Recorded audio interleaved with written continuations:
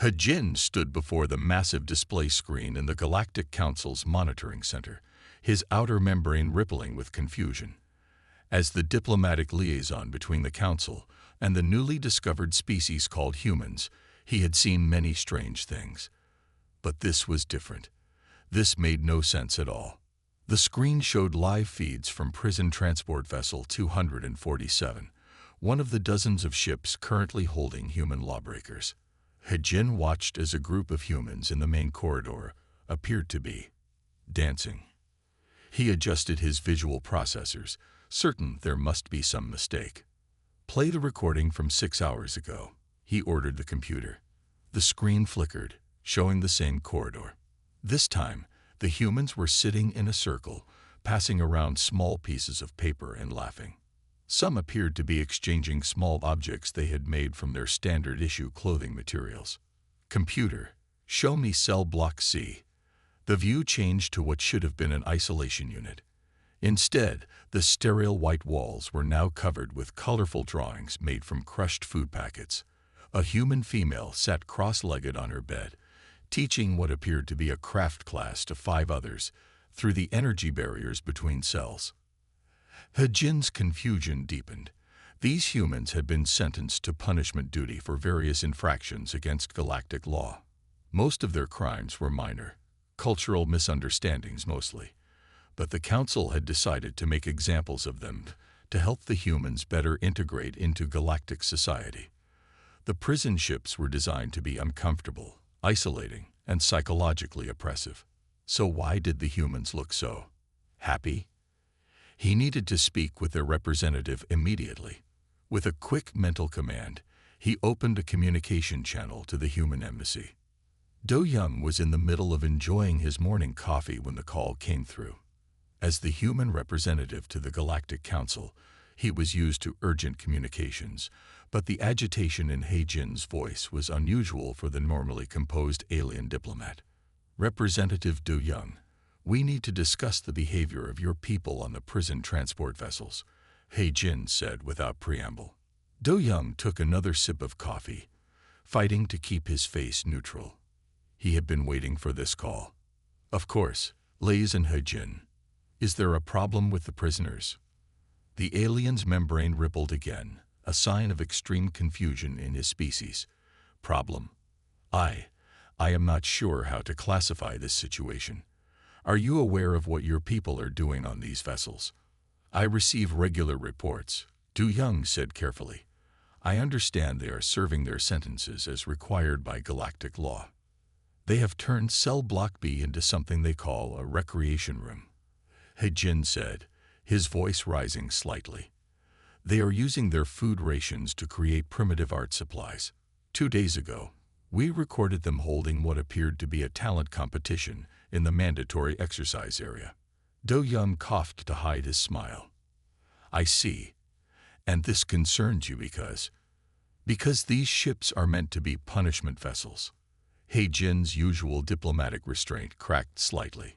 "The humans are meant to be reflecting on their infractions and experiencing appropriate levels of psychological distress."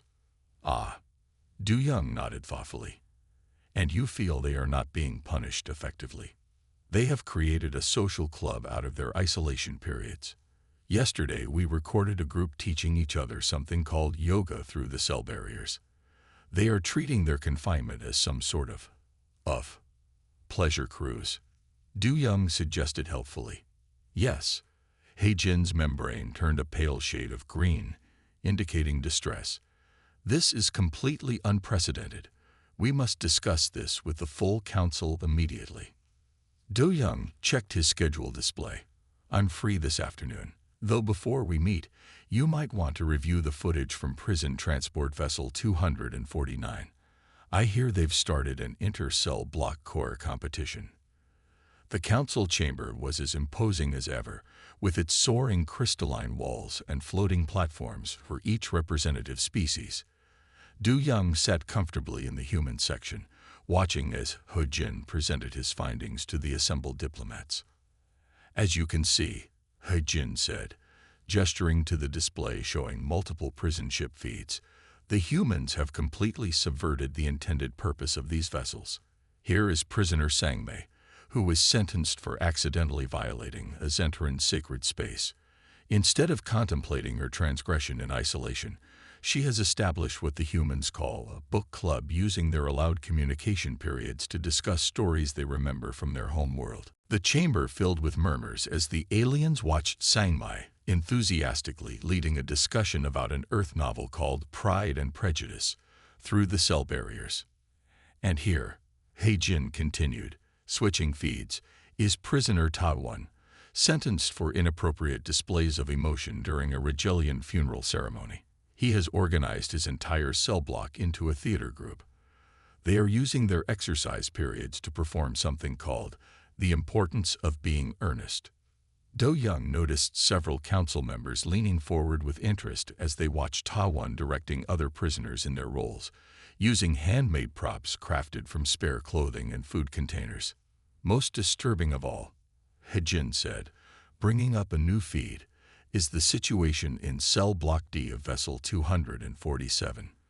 The prisoners there have created a competitive event they call Iron Chef Prison Edition, where they attempt to create elaborate meals using only their standard nutrient packets.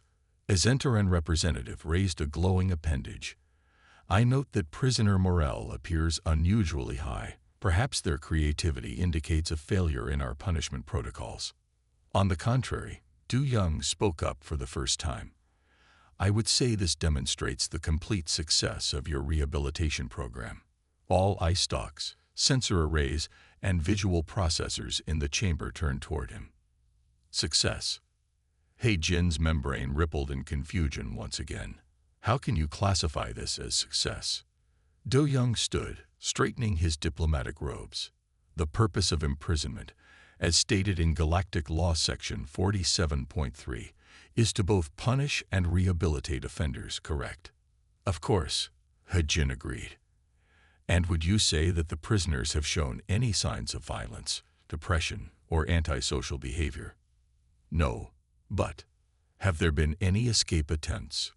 None, but they seem to be enjoying. And have they not demonstrated remarkable skills in resource management, community building, and peaceful conflict resolution? Do-Young gestured to the screens. Look at how they've organized themselves. They're learning to work within strict limitations, forming positive social bonds, and channeling their energy into creative pursuits. Isn't that exactly what rehabilitation should accomplish? A thoughtful silence fell over the chamber. Do-Young could see the council members processing this perspective, their various appendages and sensory organs twitching in consideration. The Regelian representative spoke up.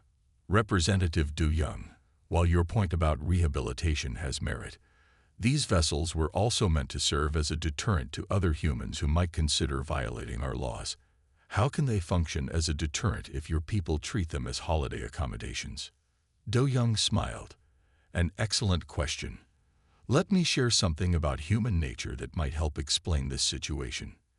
Humans have a remarkable capacity for adaptation. Throughout our history, we have faced countless challenges and hardships, and in nearly every case, we found ways to not just survive those hardships, but to create community and meaning within them. He walked to the central platform, bringing up historical images from Earth. These are images from various prisoner of war camps throughout human history. Notice how the prisoners organized theaters, orchestras, sports leagues, and education programs, even under the harshest conditions. These are images from early space stations and submarines, confined spaces where humans had to live for months or years. Again, you'll see how they created social structures and entertainment systems to maintain morale. The council chamber was completely silent now, all attention focused on the historical displays. You see, Do-Young continued, humans have an almost unstoppable drive to create community and find joy, even in the most difficult circumstances. We don't do this to defy authority or make light of punishment. We do it because it's fundamental to who we are as a species. It's how we survive. It's how we thrive. He-Jin's membrane had taken on a bluish tint of deep thought. Are you suggesting that this behavior is Normal for humans. Completely normal, Du Young confirmed. In fact, I would be more concerned if they weren't doing these things. A human in true psychological distress becomes withdrawn and isolated. What you're seeing in these prison ships is actually a sign of healthy psychological adaptation. The Zentaran representative's appendages waved in agitation. But how can we punish humans if they simply turn every punishment into an opportunity for recreation? Do Young's smile widened slightly. That, honored representatives, is a very interesting question. But perhaps the more important question is, why do you feel the need to punish people who have already demonstrated such remarkable ability to learn, adapt, and build positive communities? As the council chamber erupted in discussion, Du Young sat back down, watching the feeds from the prison ships. On one screen, Sang Mei was organizing an inter-cell poetry competition. On another, Taiwan's theater group was taking their bows after their performance. And in Cell Block D, the Iron Chef competition was in full swing, with prisoners cheering through their cell barriers as two contestants tried to make dessert from their breakfast nutrient packets. Humans, Du Young reflected, had a gift for finding light in the darkness. Now it was just a matter of helping the rest of the galaxy understand that this wasn't a flaw in the punishment system. It was a feature of humanity that might just have something to teach their alien friends about the true meaning of rehabilitation. Jia Yun had never planned to become a tour guide, especially not while serving a 6-month sentence on a prison transport vessel. Yet here she was, walking beside senior investigator Yoon Suk, showing him around what the inmates now called the Paradise Fleet. This used to be just a plain exercise room, Jia Yun explained, gesturing at the large space they were passing. Inside, 20 prisoners moved in perfect sync, following a dance routine. Now we use it for our morning workout sessions, afternoon dance classes, and evening performances. Yoon Suk's data pad moved quickly across the screen as he took notes. The council had sent him to understand how the humans had changed their punishment into something entirely different. As one of the few aliens who had studied human psychology, they thought he might make sense of it all. "And you organized all this without any outside help?" he asked, watching as the dance group shifted into a new formation. Jia Yun smiled. "Well, we didn't really organize it. It just sort of happened. You see, Mi Ray over there used to be a dance teacher on Earth. When she got tired of pacing in her cell, she started doing her routines during exercise period. Others joined in, and soon it became a regular thing. They moved on to the next section of the ship. The stark metal walls were now covered with artwork made from crushed food packets, turning the industrial corridor into a rainbow of colors. "Ah yes, the famous prison art," Yoon Suk said, studying the designs. "How did this begin?" "That was Hyun Ki's idea," Jia Yun explained. He noticed that the empty nutrient packets had different colors inside. He started cleaning them and crushing them to make paint. When the guards didn't stop us, others began trying it too. She pointed to a particularly beautiful scene of Earth's mountains. "Now we have art classes 3 times a week. It helps remind us of home." Yoon Suk made more notes. The guards didn't try to prevent this decoration. Oh no, they seemed curious more than anything. Sometimes they even stopped to watch the artist's work. I think they like how it brightens up the ship. They reached Cell Block C, where the transformation was even more striking. Each cell had been turned into what looked like a cozy personal space, with carefully arranged belongings and walls covered in artwork. The prisoners had even figured out how to fold their standard-issue clothes into decorative shapes. "This is my favorite part," Jia Yun said, leading Yoon Suk to a cell where an older man sat surrounded by a group of younger prisoners. "That's Elder Minho. He knows thousands of stories from Earth. Every evening, he shares them during our communication period. The younger ones especially love his tales about ancient Korean kingdoms." Minho looked up and waved cheerfully at them before returning to his story about a clever merchant outsmarting a dragon. His audience sat captivated, some taking notes on small pieces of paper they had saved from their meal packages. We call this the story corner now, Jai Yun explained. Different people take turns sharing stories from their cultures. It's amazing how many books people can remember if they try hard enough.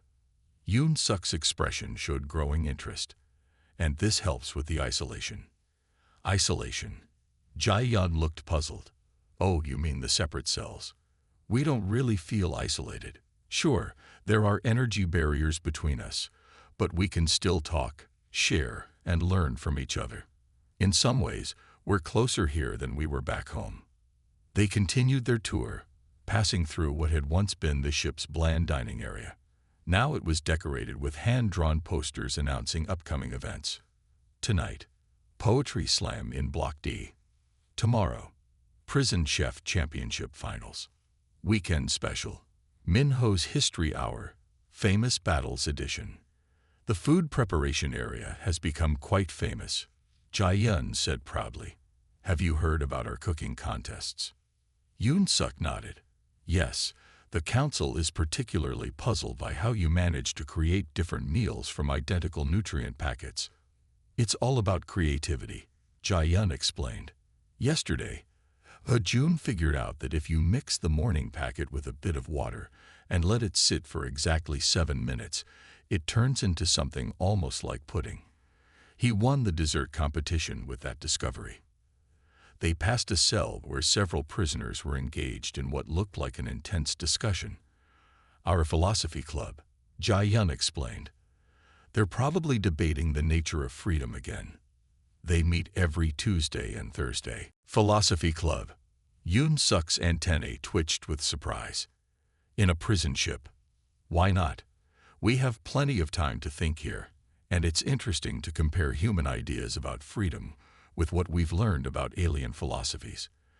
Did you know that the Zentaran concept of liberty is completely different from ours? We had a fascinating discussion about that last week. They reached the final section of their tour, the communication hub. Here, prisoners from different cell blocks could talk to each other during designated periods. The space was alive with activity, with some people teaching languages to each other, others playing word games, and one group apparently rehearsing a play. This is where most of our community activities start, Jai Yun said. Someone shares an idea or a skill, others get interested, and soon we have a new club or activity. Last week, Dongwoo started teaching basic engineering principles.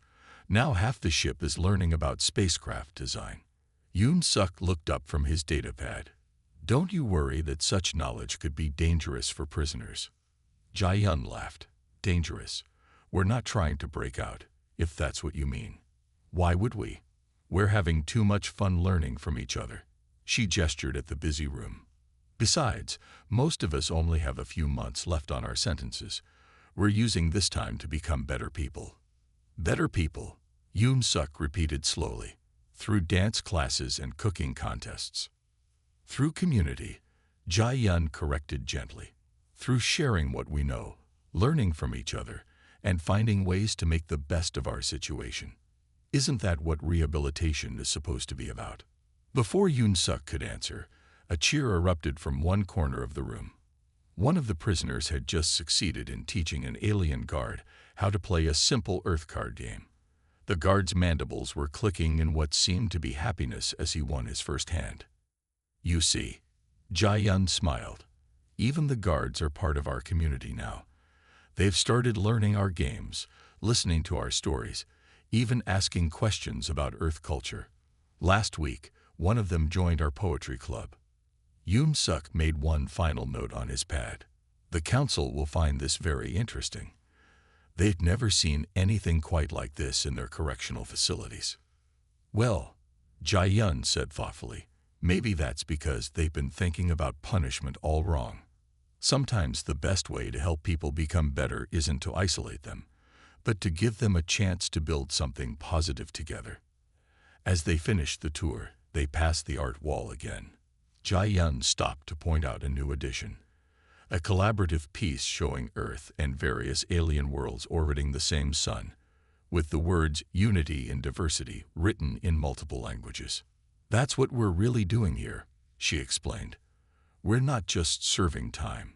We're building bridges between cultures, learning from our mistakes, and showing that humans can turn any situation into an opportunity for growth. Yoon Suk looked at his filled data pad, then back at the thriving community around him. For the first time, he began to wonder if perhaps the humans hadn't subverted their punishment at all. Maybe they had simply understood its true purpose better than the council ever had. Senior investigator Yoon Suk sat in his private quarters aboard the council's observation vessel, surrounded by floating screens showing data from all 27 human prison ships. After 2 weeks of investigating, he had gathered enough information to write his report, but he still struggled to make sense of everything he had seen. He began to speak his findings into the official record. Investigation Report: Human Adaptation in Correctional Facilities. Day 14 of observation. He paused, watching a screen where prisoners on ship 247 were holding their weekly talent show. The situation is both simpler and more complex than initially reported. The screen showed a young man named Byung-ho performing a comedy routine that had both prisoners and guards laughing. Even through the energy barriers between cells, the sense of shared joy was clear. The humans have not merely adjusted to their confinement, Yoon Suk continued. They have created something entirely new. Each ship has developed its own unique culture, but they all share common patterns.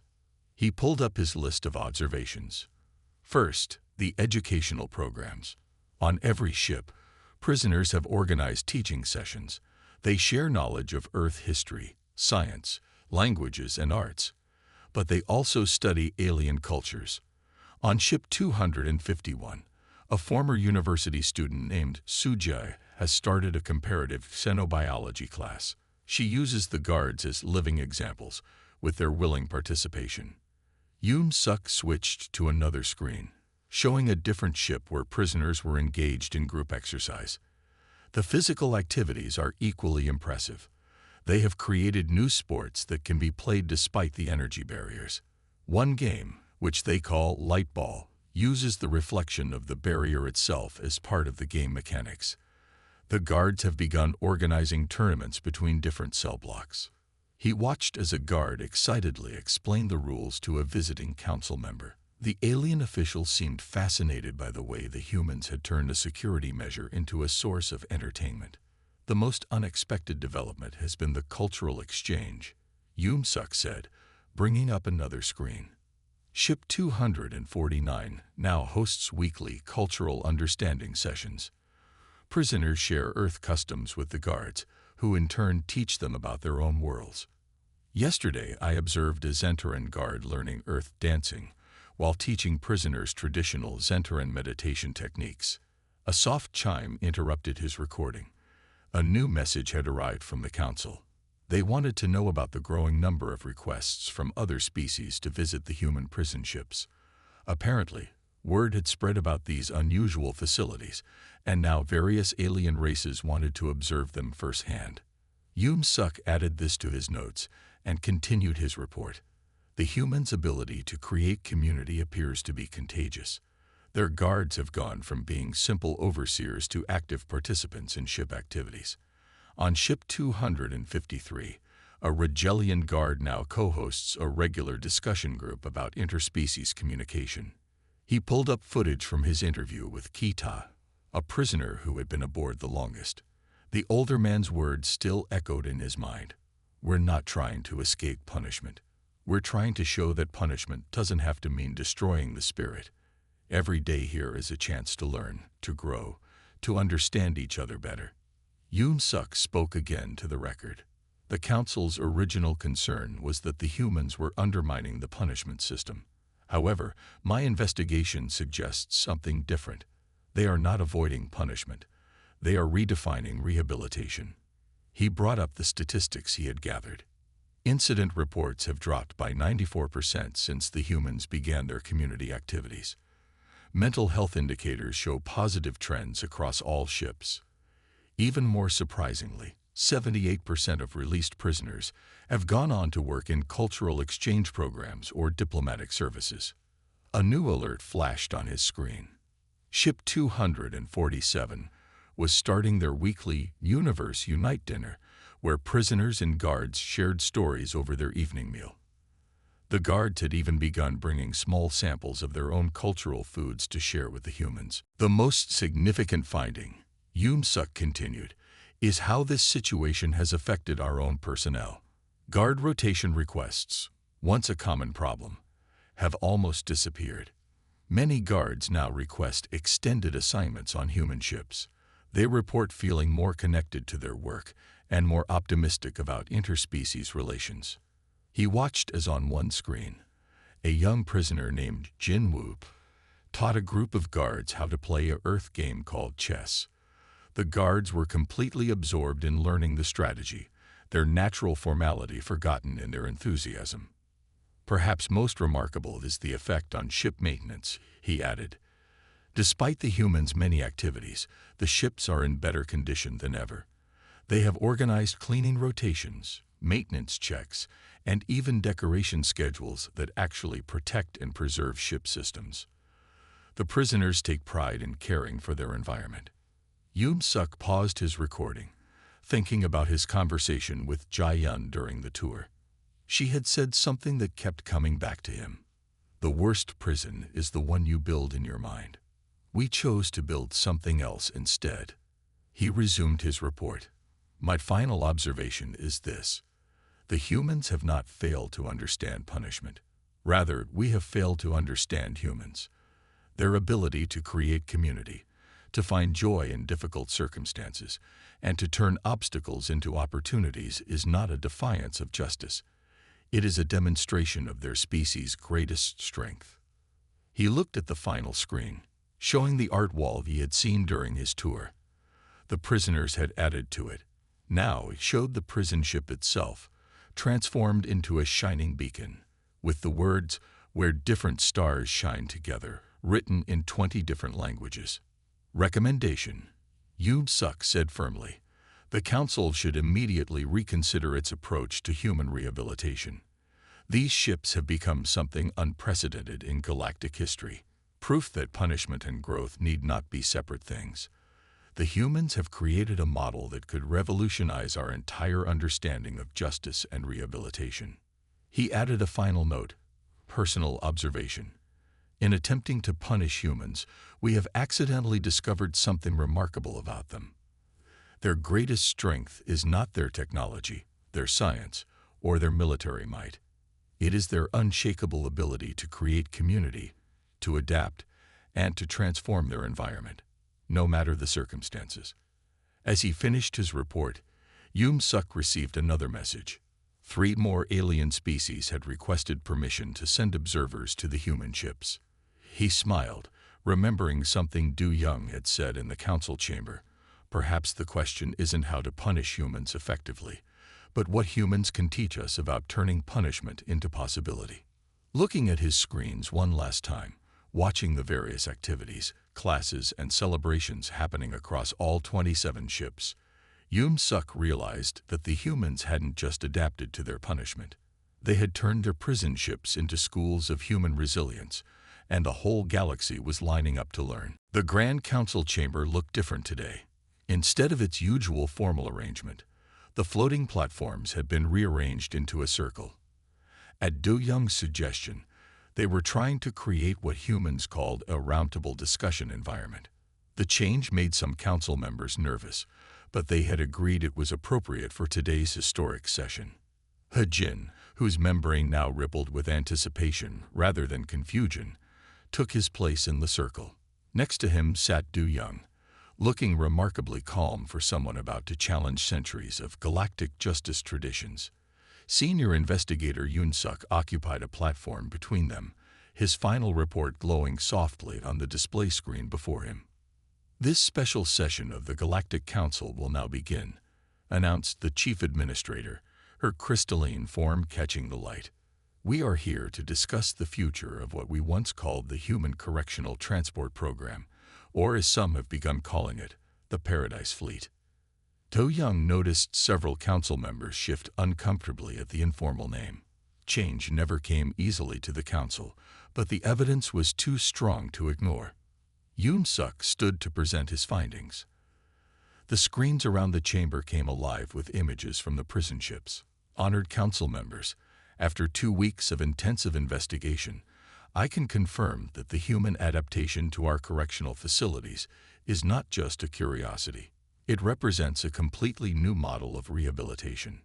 The screens showed scenes from daily life aboard the ships, classroom sessions, cultural exchanges, art projects, and community gatherings. In one image, a Zentaran guard participated in a human meditation circle. In another, prisoners taught alien visitors about Earth music. The numbers speak for themselves.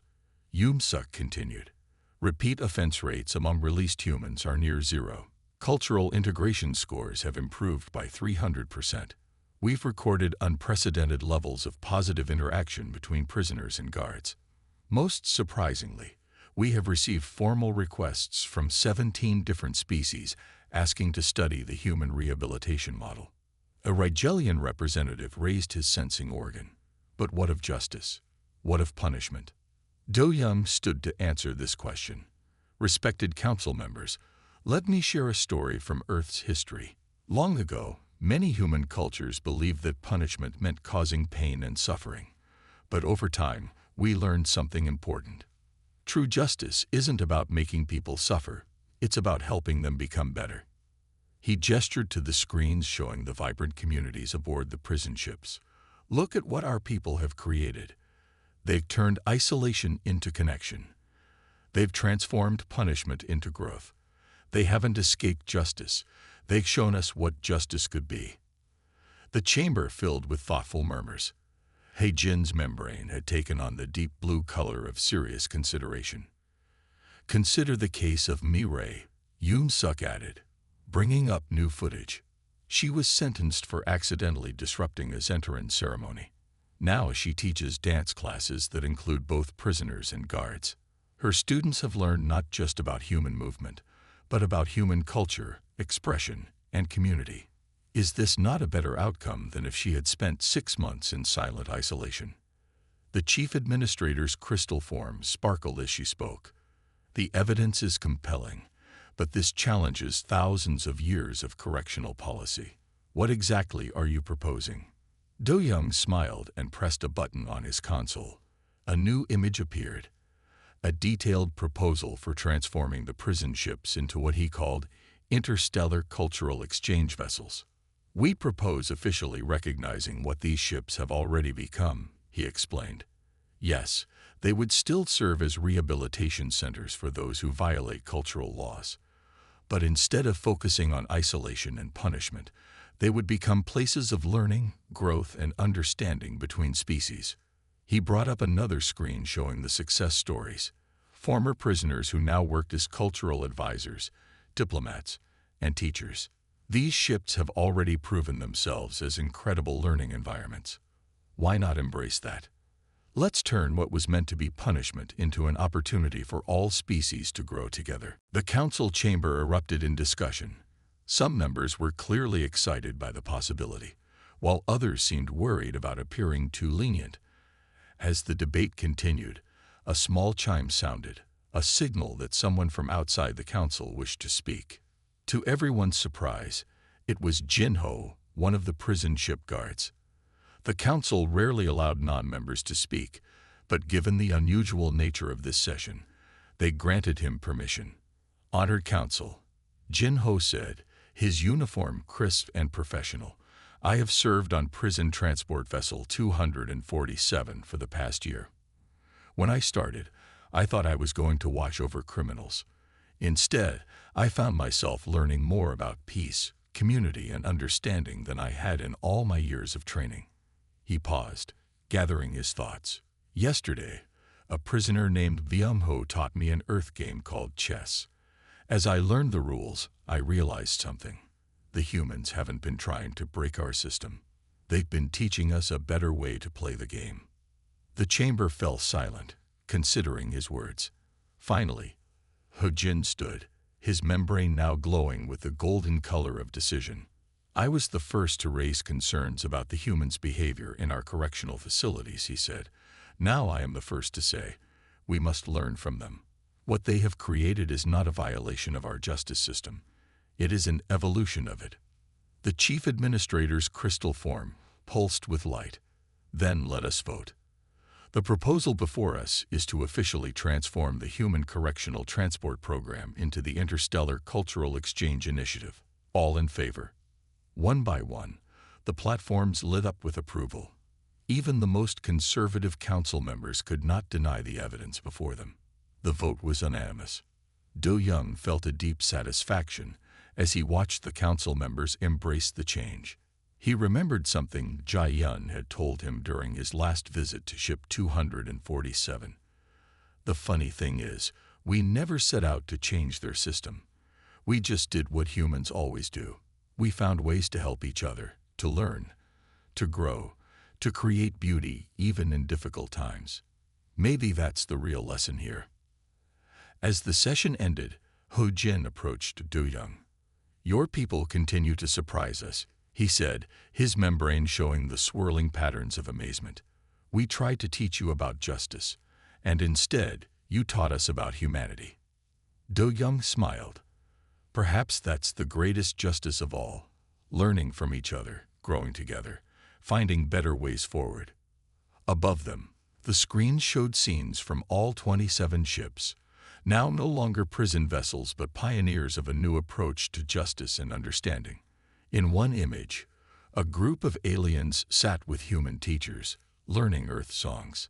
In another, guards and former prisoners worked together to create a new cultural exchange program. The Paradise Fleet had become something no one could have predicted, not just a place of rehabilitation, but a symbol of humanity's greatest gift to the galaxy: the ability to turn any situation, even punishment, into an opportunity for growth, learning, and connection. As Do Young left the council chamber, he received a message from Ship 247. They were planning a celebration to mark the official change in status, and everyone, prisoners, guards, and council members alike, was invited. The message ended with words that had become the unofficial motto of the fleet: "Different stars, same sky. We all shine together."